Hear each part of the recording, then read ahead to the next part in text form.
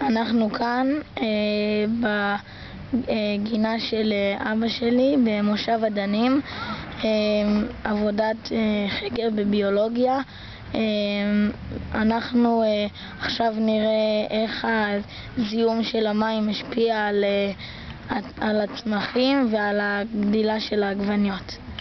אז כמו שאתם רואים פה, אלה עגבניות עם מים מהברז, שזה בעצם מים נקיים. אפשר לראות שצומחות עגבניות. הנה עוד עגבניות. וזה מאותו צמח הכל.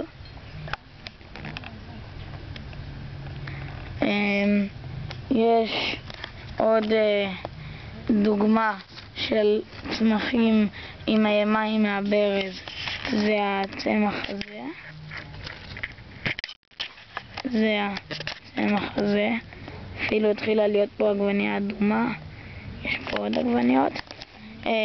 עכשיו נראה דוגמה לעגבניות עם מים מזוהמים. כמו שאתם יכולים לראות, הצמח בכלל לא גדל, הוא נבול לגמרי, ובעצם המים המזוהמים לא נתנו לו לגדול. אפשר לראות עוד דוגמה של מים מזוהמים.